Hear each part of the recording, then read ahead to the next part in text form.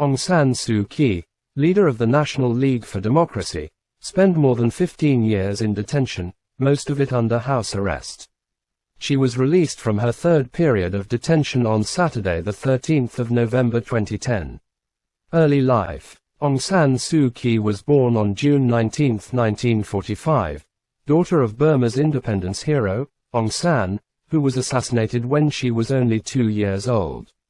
Aung San Suu Kyi was educated in Burma, India, and the United Kingdom. While studying at Oxford University, she met Michael Arras, a Tibet scholar who she married in 1972. They had 2 sons, Alexandra and Kim. Returned to Burma. Aung San Suu Kyi returned to Burma in 1988 to nurse her dying mother, and soon became engaged in the country's nationwide democracy uprising. The military regime responded to the uprising with brute force, killing up to 5,000 demonstrators on the 8th of August 1988. Following a military coup on the 18th of September 1988, on the 24th of September 1988 a new pro-democracy party, the National League for Democracy, was formed. Aung San Suu Kyi was appointed General Secretary. Aung San Suu Kyi gave numerous speeches calling for freedom and democracy, and political activities continued across the country. 1990 elections. Facing increasing domestic and international pressure, the dictatorship was forced to call a general election, held in 1990.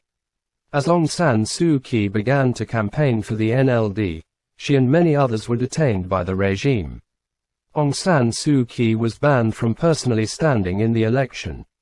Despite conditions around the elections being far from free and fair, with Aung San Suu Kyi and other democracy activists being detained, biased media, and intimidation of politicians, the voting on the day was relatively free and fair.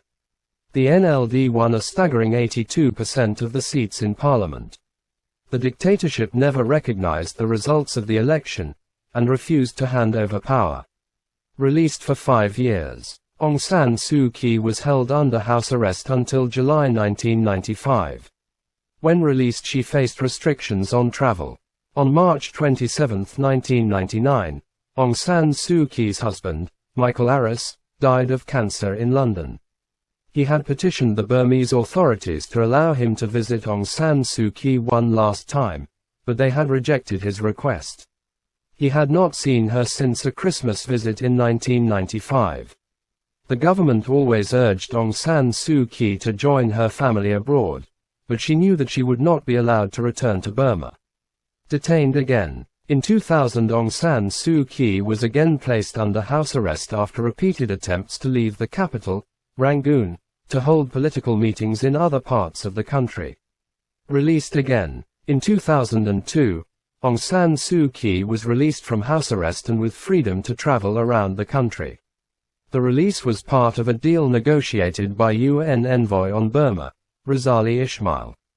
He had facilitated secret meetings between Aung San Suu Kyi and the military. Confidence-building steps had been agreed, including that the dictatorship would stop the vehement attacks on Aung San Suu Kyi in the media, and the NLD would stop publicly calling for sanctions, although its policy of still supporting targeted economic sanctions remained.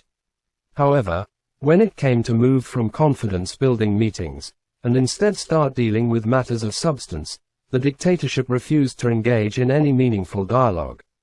As a low-level envoy without significant political backing from the UN itself or the international community, Razali was unable to persuade the generals to move the dialogue forward. After waiting patiently, Aung San Suu Kyi began to travel the country, holding meetings at which tens of thousands of people turned out to see her, dashing the hopes of the generals that during her long period of detention the people would have forgotten her, and her support would have waned. The dictatorship began using members of the Union Solidarity and Development Association to harass and attack NLD meetings. This political militia was set up and organized by the military, with Than Shwe, dictator of Burma, as its president. It later transformed as the Union Solidarity and Development Party, the political party front for the military in the elections held on the 7th of November 2010.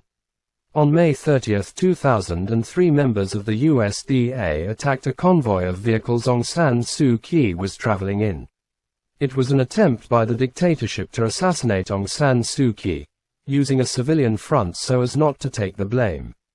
Aung San Suu Kyi's driver managed to drive her to safety, but more than 70 of Aung San Suu Kyi's supporters were beaten to death.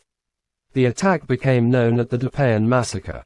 The dictatorship claimed it was a riot between two political groups, incited by the NLD.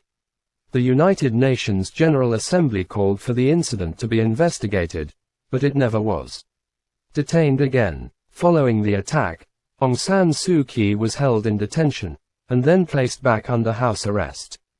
During this period of detention, conditions were much stricter than in the past.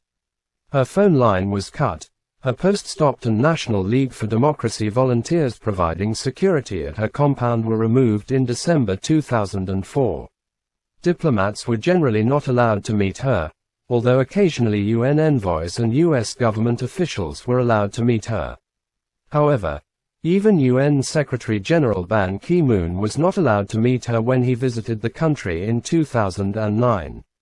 In May 2009, just days before her period of house arrest was due to expire, Aung San Suu Kyi was arrested and charged with breaking the terms of her house arrest, which forbids visitors, after John Yetor, a United States citizen, swam across Inya Lake and refused to leave her house.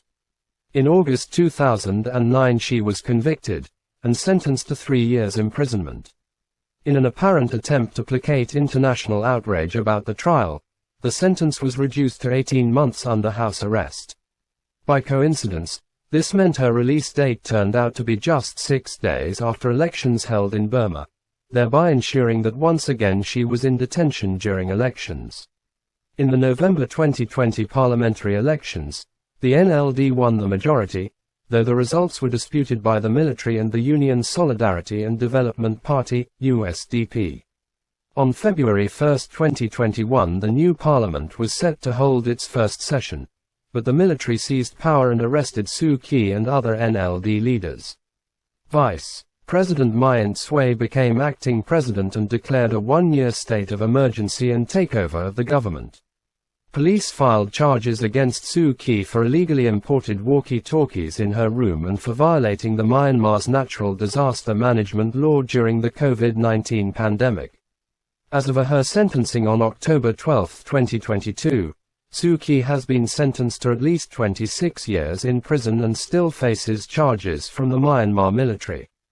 International support. Aung San Suu Kyi has won numerous international awards, including the Nobel Peace Prize, the Sakharov Prize from the European Parliament, and the United States Presidential Medal of Freedom. She has called on people around the world to join the struggle for freedom in Burma, saying, "Please use your liberty to promote ours."